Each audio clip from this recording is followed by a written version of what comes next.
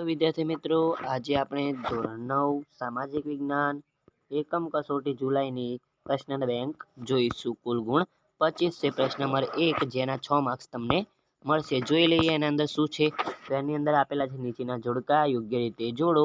એની અંદર જોઈએ તો પ્લાસીનું યુદ્ધ 1757, બક્સરનું યુદ્ધ 1764, નિયામક ધારો તો 1773 ની અંદર, ડેલહાઉસી વાઇસરોય બન્યો તો 1848. એવી રીતે આગળ ભારતમાં પ્રથમ રેલવેની શરૂઆત તો 1853, બ્રિટિશ ઈસ્ટ ઇન્ડિયા કંપનીની પ્રથમ કોઠી 1613. ઓકે, આગળ જોઈ લઈએ. 1-2 વાક્યમાં ઉત્તર આપો, જવાબ આપો. આમુખ એટલે પ્રસ્તાવના. આમુખ બંધારણનું પ્રાથમિક હાર્દરૂપ અને વિશિષ્ટ સ્થાન ધરાવતું તત્વ છે. ભારત દેશ કયા અક્ષાંશ વૃત્ત અને કયા રેખાંશ વૃત્તની વચ્ચે આવેલો છે? તો ભારત 8.4 અને 37.6 ઉત્તર અક્ષાંશ વૃત્તની વચ્ચે તેમજ 68.7 થી 97.25 પૂર્વ રેખાંશ વૃત્ત વચ્ચે આવેલો દેશ છે. ભારતના પડોશી દેશોના નામ જણાવો. તો પાકિસ્તાન, અફઘાનિસ્તાન, ચીન, નેપાળ, ભૂતાન, બાંગ્લાદેશ, મ્યાનમાર વગેરેને જમીન સીમા અડે છે, જ્યારે શ્રીલંકા અને માલદીવને દરિયાઈ સીમા અડે છે. ભારતનું બંધારણ કયા દિવસે અમલમાં આવ્યું? તો 26 જાન્યુઆરી 1950ના રોજ. ભારત આવવાના જળમાર્ગની શોધ કોણે કરી? તો વાસ્કો દ ગામાએ. આગળ જોઈએ.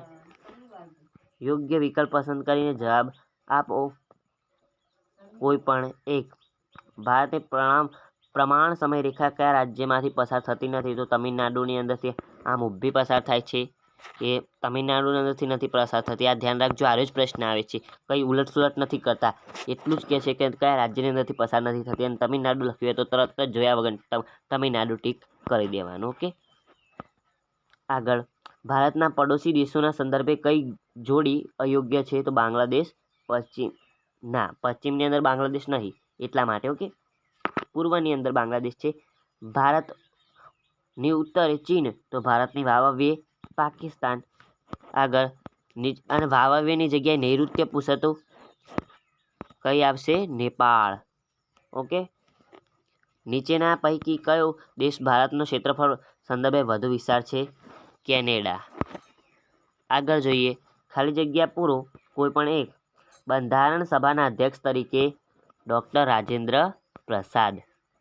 આગળ, બંધારણની મુસદ્દા એટલે કે ખરડા સમિતિના અધ્યક્ષ તરીકે તો ડૉક્ટર ભીમરાવ આંબેડકર. ખાલી જગ્યા વર્ષ કે તેથી વધારે ઉંમરના ભારતના કોઈ પણ નાગરિકને મત આપવાનો અધિકાર છે 18 વર્ષ. સંઘ યાદીમાં કુલ ખાલી જગ્યા જેટલા વિષયોનો સમાવેશ કરવામાં આવે છે? તો 97 જેટલા વિષયોનો સમાવેશ કરવામાં આવે છે. આગળ જોઈએ. પ્રશ્ન નંબર 2 એ 6 માર્ક્સનો જ છે. એના અંદર ક જોઈએ. નીચે આપેલો દર્શાવેલ પ્રશ્ન 4-5 વાક્યોમાં ઉત્તર જવાબ લખો. કોઈ પણ 2 પ્રશ્નો તમારા શિક્ષક આનંદથી પૂછશે. 4 ગુણ રહેશે. જોઈએ તો પહેલું, ડેલહાઉસે ખાલસા નીતિ અંતર્ગત કયા કયા રાજ્યો ખાલસા કર્યા? તો સતારા, જૈતપુર, સંબલપુર, ઉદયપુર, ઝાંસી, બઘાત, નાગપુર, પંજાબ, બર્મા, અવધ. યુરોપિયન પ્રજાને ભારત આવવાનો જળમાર્ગ શોધવાની ફરજ પડી.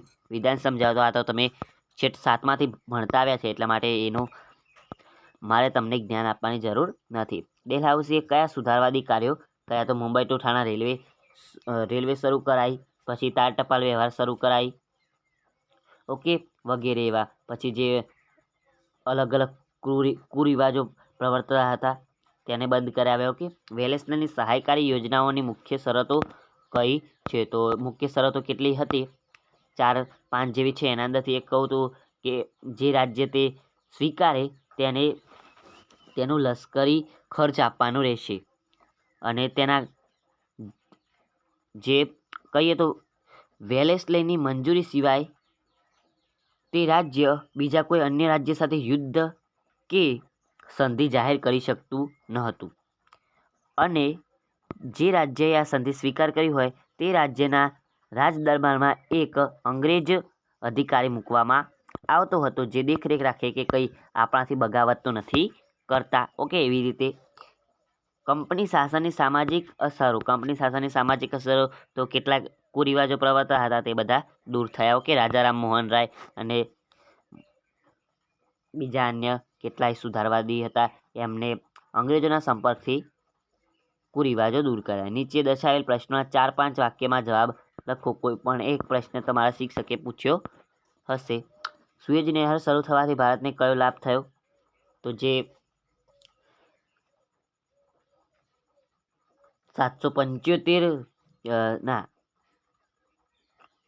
7,000 કિલોમીટર જેટલું અંતર કાપીને આપણે બહારના દેશોની અંદર જવું પડતું હતું, એ દૂર થઈ ગયું.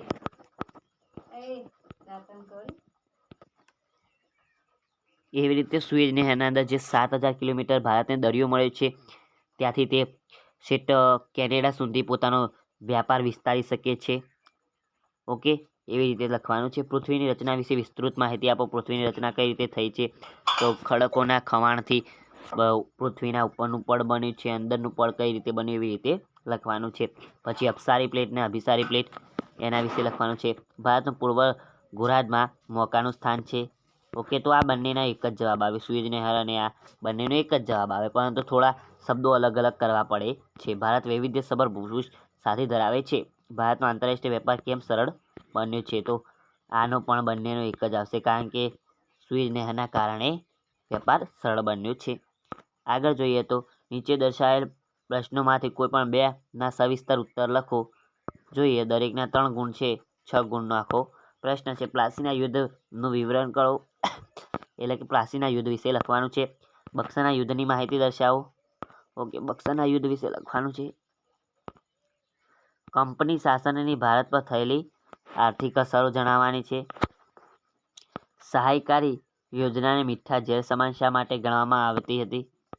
ઓકે, અને ટૂંકનોંધ ઈસ્ટ ઇન્ડિયા કંપનીનો વિકાસ લખવાનો.